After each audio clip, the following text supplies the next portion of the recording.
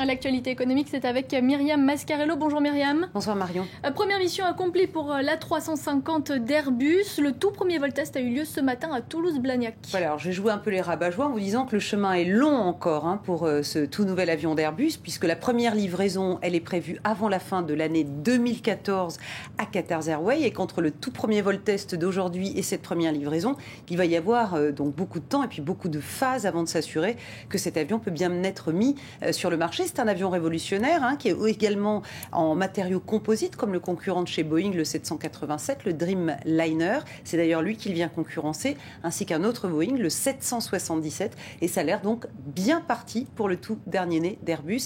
Claire Bonichon a suivi les premiers pas de ce nouvel oiseau mécanique. Regardez.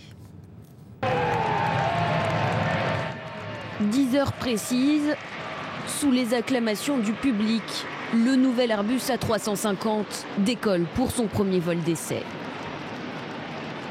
Un succès, et les dirigeants d'Airbus se réjouissent.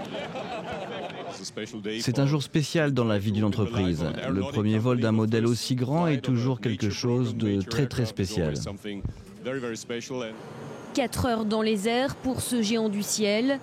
Le coup d'envoi d'une campagne d'essai qui vise à mettre en service avant la fin de l'année prochaine le premier A350. Une gamme d'avions de 270 à 350 sièges pouvant assurer des vols de 15 000 km et une consommation réduite de carburant. Vous n'allez pas entendre cet avion en dehors des limites de l'aéroport. C'est un nouveau standard et quand vous êtes à l'intérieur de l'appareil, c'est calme et les sièges sont plus grands. Avec la 350, Airbus relance la bataille des longs courriers. Objectif pour l'avionneur européen, ravir à l'américain Boeing, le leadership mondial, rivalisé avec le 787 Dreamliner mis en service il y a déjà 2 ans. À la clé, un marché de plusieurs centaines de milliards de dollars. Aujourd'hui, le match est serré, l'écart se réduit. Airbus a bénéficié des débuts chaotiques du 787, cloué au sol pendant 3 mois au début de l'année à cause d'un problème de batterie. Mais avec son Dreamliner, Boeing reste devant et a déjà engrangé 890 commandes contre seulement 613 pour l'Airbus. Voilà, et l'A350 pourrait s'offrir un formidable coup de publicité puisque la semaine prochaine, c'est le Salon du Bourget, le Salon mondial de l'aéronautique qui commence à quelques encablures de Paris. Et il se pourrait que l'A350 survole ce Salon du Bourget sans s'y poser toutefois. Un autre match commercial très important qui se joue aujourd'hui, celui entre l'Union européenne et les États-Unis. Ils sont sur le point d'entamer de grandes négociations bilatérales, mais pour ça, il faut que tous les pays européens donnent mandat à la Commission européenne pour entamer les négociations. Or, la France bloque au nom de l'exception culturelle. Absolument. L'exception culturelle est vraiment la bataille de la France dans cette réunion qui est toujours en cours et ça fait des heures que les 27 ministres du commerce et le commissaire Karel de Gucht, le commissaire européen commerce discute. L'exception culturelle, c'est essentiellement, d'ailleurs concrètement, le secteur de l'audiovisuel. C'est ça que la France veut protéger en continuant sa politique de quotas, en continuant sa politique de subvention pour pouvoir porter une industrie de film cinéma, donc de télé et aussi de musique, notamment pour les futurs supports que sont Internet. Les États-Unis, ils sont extrêmement dominants par rapport au marché mondial et à l'Europe dans tous ces secteurs. Et si la France refuse, comme vous l'évoquiez, de donner mandat à la Commission, elle pose en quelque sorte un veto et les négociations ne peuvent pas commencer, ou en tout cas elles sont très retardées, alors qu'elles peuvent apporter beaucoup d'activités des deux côtés de l'Atlantique et par exemple peut-être 400 000 emplois par exemple en Europe à moyen terme. Alors écoutez ce que dit de l'état des négociations il y a déjà quelques heures le ministre finlandais du commerce. Je pense que c'est 50-50. L'objectif aujourd'hui, c'est de trouver une solution compatible avec la sensibilité française. Et nous y travaillerons sans relâche. Je pense qu'il serait très dommageable de devoir renvoyer cette question au niveau du Conseil européen. Mais rien n'est exclu à ce stade. Et l'emploi reste donc au cœur des préoccupations en Europe. Les chiffres, pourtant, ne sont pas bons. Non, on a justement les chiffres de l'emploi. Là, on ne parle pas du chômage. On parle des gens qui ont un travail en zone euro, pour être précise. 145 millions de personnes au premier trimestre ont un travail en zone euro. Figurez-vous que c'est le chiffre le plus bas, la proportion la plus basse depuis 8 ans. Et c'est comme, j'allais dire, d'habitude, le sud de la zone euro qui souffre le plus. Si on regarde les chiffres en détail, on voit que en moyenne, au premier trimestre, par rapport au trimestre précédent en zone euro, on a perdu 0,5% des emplois. Et si vous regardez le détail, en Grèce, on a perdu 2,3%, ça a reculé de 2,3%, Portugal, moins 2,2%, Espagne, moins 1,3%, Italie, moins 1,2%. Donc on voit vraiment ce fossé entre le nord et le sud de la zone euro qui s'agrandit. Il y a un autre gros dossier en France, cette fois la réforme des retraites. Le rapport Moreau propose des pistes aujourd'hui au gouvernement. Voilà, le but en France, et comme partout d'ailleurs en Europe, où la population est vieillissante, c'est de redresser les comptes. Le déficit, tout régime confondu en France, pourrait atteindre 20 milliards d'euros, 20 milliards en 2020 s'il n'y avait pas de réforme. Alors cette réforme évoquée, pour l'instant ce sont des pistes, mettrait tout le monde à contribution, que ce soit dans le secteur privé, dans le secteur public, les actifs, ceux qui travaillent, mais aussi les retraités. Les détails tout de suite avec Georges Ledrich. Elle tient dans sa main le rapport tant attendu.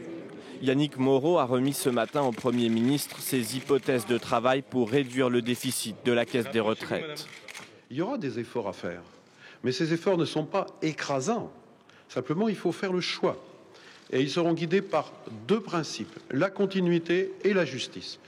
Mesure trop explosive, le gouvernement Ayrault a décidé de ne pas toucher à l'âge minimum de départ à la retraite. La durée de cotisation, en revanche, pourrait passer de 41 ans à 43, voire 44 ans. Une façon de retarder quand même l'âge de départ ou de diminuer les pensions pour les plus pressés. Deuxième piste pour renflouer les caisses, augmenter la cotisation des employeurs et des salariés. Troisième piste étudiée, mettre à contribution les retraités. Certains avantages fiscaux pourraient leur être supprimés et la CSG relevée de 6,6% à 7,5%. L'État pourrait enfin décider de cesser d'augmenter les retraites en fonction de l'inflation. Dernière voie, aligner le privé et le public. Aujourd'hui, la retraite des salariés du privé est calculée sur les 25 meilleures années, celle des fonctionnaires sur les 6 derniers mois. Elle pourrait être calculée sur les 3 à 10 dernières années, un calcul moins avantageux. Jean-Marc Ayrault consultera les partenaires sociaux la semaine prochaine lors de la conférence sociale. La réforme doit intervenir d'ici l'automne prochain.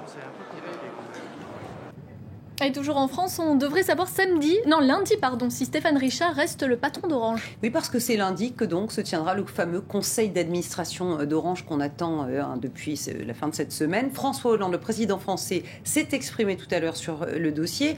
Il a bien dit que l'État fera valoir ses droits. L'État, il est actionnaire à 27% de France Télécom Orange. Et il n'en a pas dit beaucoup plus. Écoutez quand même le président de la République. Sur la position qui sera celle des administrateurs, un conseil est prévu lundi et nous ferons connaître lundi notre décision. Je vous rappelle qu'elle sera prise en fonction d'un seul critère, l'intérêt de l'entreprise, de ses salariés et de ses clients. Un mot maintenant sur les marchés européens. Ils terminent la semaine dans le vert. Voilà, toujours sur fond d'attentisme d'un éventuel revirement de la politique monétaire aux États-Unis. Paris a pris 0,19%, Francfort s'est apprécié de 0,40% et Londres a fini à l'équilibre plus 0,06%. Direction à présent l'Ouganda où le mobile banking sera bientôt taxé. Vous savez, c'est ce transfert de cash, de fonds, que des millions d'Africains font via le téléphone portable, via SMS. C'est un succès absolument énorme en Afrique. Et en Ouganda, où là aussi on a des problèmes budgétaires, pas dans les mêmes termes qu'en Europe, mais tout de même, et où il faut trouver en l'occurrence 160 millions d'euros de budget, eh bien on s'est dit, allons chercher l'argent où il est. Et il y aurait un projet donc de taxe à 10% de ces services bancaires par téléphone mobile. Ça fera presque 9 millions de clients, pour vous dire que c'est vraiment important dans ce petit pays. 6 réseaux de téléphones et l'État espère lever comme ça 9 millions d'euros par an. Et on finit avec l'Eurostar. Il n'est plus la seule entreprise à pouvoir transporter des voyageurs sous la Manche. Les trains allemands arrivent. Voilà. Et depuis 20 ans, il n'y avait qu'Eurostar qui faisait les voyageurs. Les autres compagnies pouvaient éventuellement transporter des marchandises. Donc c'est la Deutsche Bahn qui a eu le feu vert du gouvernement français et britannique. Et il y aurait, espère-t-on en tout cas, 3 à 4 millions de passagers en plus par an, à partir donc de la participation de la Deutsche Bahn qui va connecter avec le nord de l'Europe. Myriam Mascarello, merci beaucoup. C'était l'actualité économique. Et avant de refermer cette première demi-heure d'information, on va tout de suite faire un tour du côté de la Grèce où le Premier ministre Antonis Samaras propose ce soir de rouvrir partiellement la radio-télévision publique ERT. Alexia Kefalas, vous êtes en ligne d'Athènes. Concrètement, Alexia, sait-on déjà si cette réouverture interviendra rapidement ? Eh bien, c'est toute la question. Ce qui est sûr, c'est que le Premier ministre Antonis Samaras est au pied du mur, fortement encombré par les pressions non seulement européennes mais aussi internationales après l'interruption brutale de l'émission donc de toutes les chaînes et radios publiques du pays. Alors voilà ce qu'il a décidé cet après-midi. Eh bien, il a envoyé une proposition aux deux autres partis qui composent cette coalition tripartite et leur a dit de rouvrir partiellement la chaîne de télévision grecque en attendant la formation d'un nouvel audiovisuel public national. Seulement voilà, les deux partis que j'ai pu joindre par téléphone, non seulement le PASOK socialiste mais aussi la gauche démocratique, ne sont pas d'accord avec cette proposition du Premier ministre qu'il vient de faire. Ils préfèrent une rouverture totale de la chaîne nationale grecque. Alors, ce qui signifie concrètement, eh bien qu'il va falloir cogiter tout le week-end pour que lundi après-midi, lors de la réunion des chefs de partis qui composent le gouvernement, eh bien soit prise une décision finale sur l'avenir de l'audiovisuel public grec. En tout cas, Alexia, cette annonce du Premier ministre intervient au lendemain d'une journée de grève générale dans le pays. Oui, effectivement, et c'est véritablement le bras de fer entre la rue à nouveau et le gouvernement. Personne n'a intérêt, en tout cas au niveau de ce gouvernement tripartite, qu'il y ait une interruption de cette coalition, une explosion, parce que ça signifierait concrètement, eh bien, des élections législatives anticipées, alors que le gouvernement fête son premier anniversaire au pouvoir. Et donc, résultat, il manipule, il continue de manœuvrer, de son un nouveau stratège pour trouver une solution et donc éviter des élections.